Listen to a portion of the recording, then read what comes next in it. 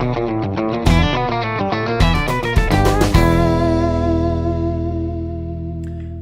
and welcome to this episode of Let's Talk About Art. Today's video will be about the title The Power of Images. And for that I just show 4 or 5 examples, 5 pieces of work. Let's just dive into it. This is a video by Oliver Lahrik. It's called Versions 2010, and we can see 2 Disney movies, and obviously one is a copy of another one. And then here comes some audio. For the first time several months ago, I spent hours looking at the facade of the cathedral, but only when I bought a book on the cathedral a week later did I really see it. The photographs enabled me to see in a way that my naked eye could not possibly see the cathedral. I think it makes sense to divide what we saw.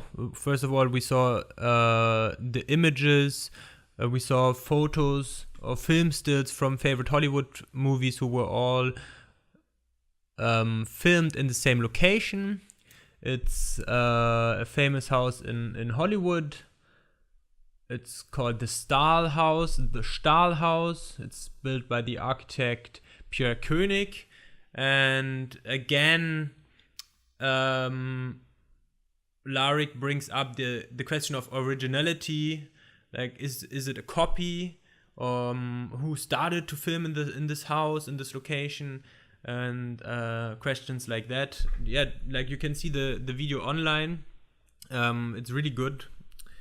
And then what did the voice say? The narrator told us about an experience at a cathedral, that she saw the original cathedral, but by looking at the images of the original cathedral, by the reproductions of it, and by looking into a book, by seeing the interpretation, she started to understand the cathedral better than by just simply being there and looking at the original. Well, that's one thing. Oliver Lahrik made 3 versions of this video essay. One I think in 2008, one in 2010, and one in 2012. They're all kind of different. This one I think is the best. Let's go on. The next piece I have for today is an excerpt from an interview with David Foster Wallace from 1996, where he speaks about images. The fact of the matter is it seems to me if you've still got a nation of people sitting in front of screens pretending, interacting with images rather than each other, feeling lonely and so needing more and more images, I think you're going to have the same basic problem. And the better the images get, the more tempting it's going to be to interact with images rather than other people. And I think the emptier it's going to get. That's just a suspicion and just my own opinion. Again, here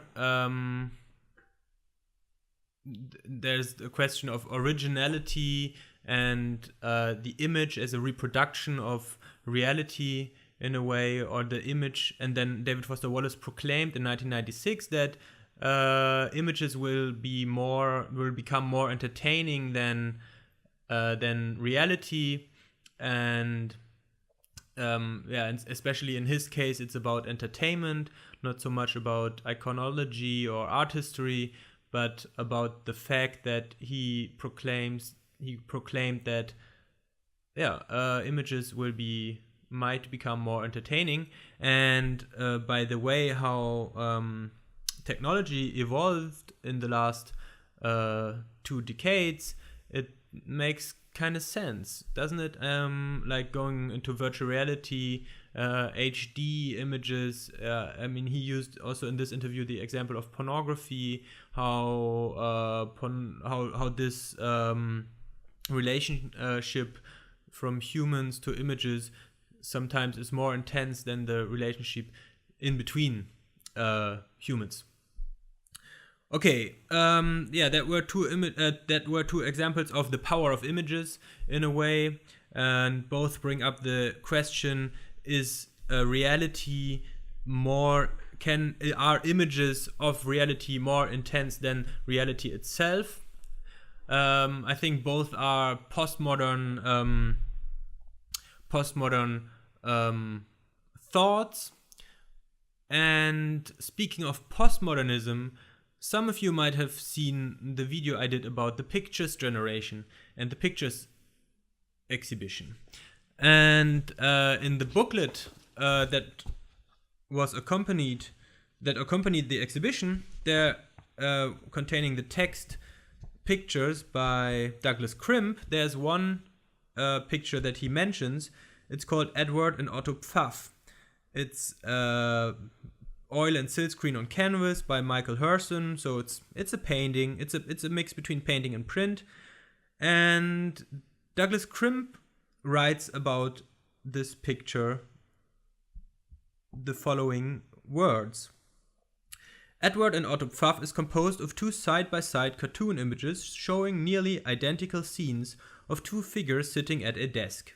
In the first frame, both men stare at a blank sheet of paper in front of them, while in the second, the left-hand figure has suddenly turned his head over his shoulder in the direction of the first frame. What he seems to have noticed is, of course, himself in that other picture. In this wry confounding of the duration implied by a sequence of images, Herson has constructed a narrative in which what is narrated is narrative itself. Yeah. Basically it's an image about images. It's a narration about narrative. I just thought I want to show this picture. I think it's great. For some reason it's really hard to find images of the original painting. The caption says it's in the collection of the Guggenheim Museum, but I am in Brussels. I cannot go there right now.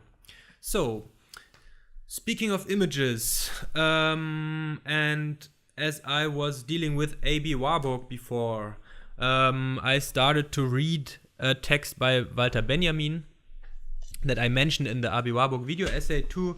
It's the text, The Work of Art in the Age of its Technological Reproducibility by Walter Benjamin. And I will do a video essay about that soon.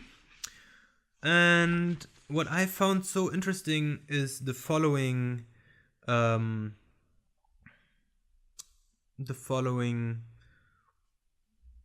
piece of text. He says, just as the entire mode of existence of human collectives changes over long historical periods, so too does their mode of perception. The way in which human perception is organized, the medium in which it occurs, is conditioned not only by nature but by history. So here he is referring to the fact that the new forms of reproducing images evolved in the last century, in the beginning of the last century, such as photography and film. He speaks a lot about film in the essay, and what I find so interesting is that he comes up with this. He splits experience and perception in two different things. And in the pictures essay, basically that's the main point of Douglas Crimp, that as I understood it is that pictures became part of our experience. And so we have the pictures essay, which is postmodernism, and then we have Walter Benjamin, who refers refers to modernism, or the technological state of the historical moment when modernism came up, the early 20th century. He is referring to a mode of existence and to a mode of perception, and both change. but both are different.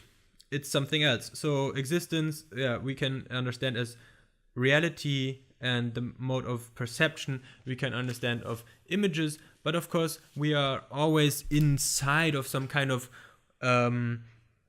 perceiving and also expressing, especially we as artists or as people who deal with art, artists in general, express their perception. So that's what I wanted to say about Walter Benjamin. And then, there's one last thing that I thought it's nice to mention. I don't really know in which context that came up, but let me just Google that real quick. Shimon Peres, the former Israeli president. He was the president from 2007 to 2014. Twittered images how he secretly traveled into Jordan with a fake mustache. I think that's kind of funny. Maybe it's interesting in context of political iconology. So that's it from me for today. Today we spoke about the power of images in a way. I hope you liked it. See you soon when it's time again for Let's Talk About Art.